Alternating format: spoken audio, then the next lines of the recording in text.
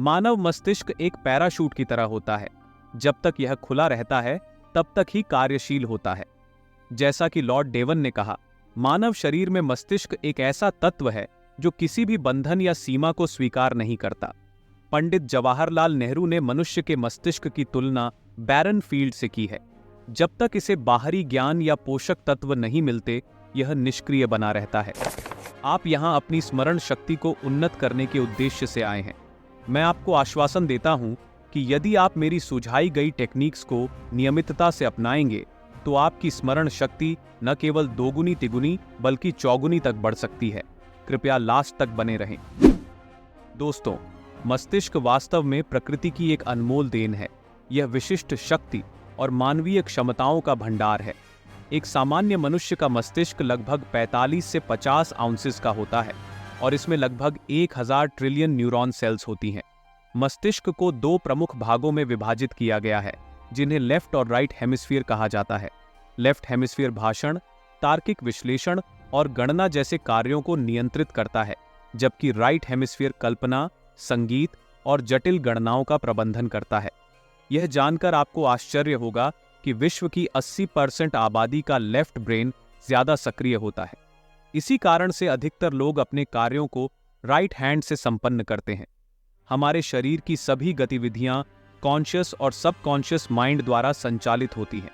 हृदय की धड़कन, श्वसन क्रिया और पलकें झपकाना जैसी गतिविधियां सबकॉन्शियस माइंड द्वारा नियंत्रित की जाती हैं। कॉन्शियस और सबकॉन्शियस माइंड हमारे विचारों और कल्पनाओं को प्रभावित करते हैं और ये दोनों मस्तिष्क के अभिन्न अंग हैं। मनोवैज्ञानिक फ्रायड ने सबकॉन्शियस माइंड को समुद्र में तैरते एक आइसबर्ग की तरह चित्रित किया है, जिसमें मात्र 1/10 भाग पानी के ऊपर होता है। इसी प्रकार कॉन्शियस माइंड बहुत ही छोटा होता है, जबकि सबकॉन्शियस माइंड का भाग विशाल और गहरा होता है। मस्तिष्क को सदा सक्रिय बनाए रखने के लिए मानसिक व्यायाम आवश्यक है, अन्यथा यह कमजोर और निष्क्रिय हो सकता है। मस्तिष्क की कार्यक्षमता और सोचने की शक्ति को बनाए रखने के लिए न्यूरोबिक्स का अभ्यास आवश्यक है। ये हमारे माइंड की एक एक्सरसाइज है, जिससे मस्तिष्क की सभी प्रक्रियाएं अच्छे से संचालित होने लगती हैं। न्यूरोबिक्स का अभ्यास करने से मस्तिष्क में नई सेल्स का निर्माण होता है और पुरानी सेल्स ज्यादा एक्टिव हो जाती हैं। जब हम दैनिक कार्यों को कुछ अलग ढंग से करते हैं, जैसे आंखें बंद करके ब्रशिंग करना या लेफ्ट हैंड से लिखना, तो मस्तिष्क के उन क्षेत्रों में नए कनेक्शंस बनते हैं जो सामान्यतः एक्टिव नहीं रहते। यह मस्तिष्क को संतुलित और सजग बनाए रखने में सहायक होता है। इसी प्रकार नए हॉबीज को अपनाना, पजल्स सॉल्व करना, नए गेम्स सीखना या नई नई जगहों पे यात्रा करना भी हमारे माइंड को काफी एक्टिव करता है। जब हम मस्तिष्क को चैलेंज देते हैं तो यह अधिक तत्परता और उत्तेजना के साथ प्रतिक्रिया करता है। यह आपकी मेमोरी और प्रॉब्लम सॉल्विंग एबिलिटीज को एनहांस करने का एक बेहतरीन उपाय है। दोस्तों, हमें अपने माइंड को स्वस्थ और सक्रिय रखने के लिए डाइट का भी विशेष ध्यान रखना चाहिए।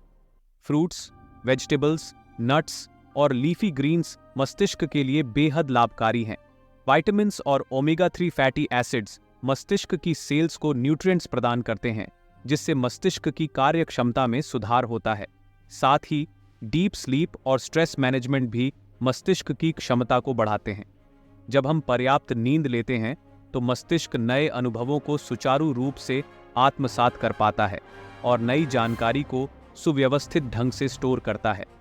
वहीं ध्यान और योग स्ट्रेस कम करने में हेल्पफुल हैं, जो मस्तिष्क को स्वस्थ बनाए रखने के लिए अत्यावश्यक है। अंततः यह याद रखें कि हमारा माइंड एक अद्भुत अंग है।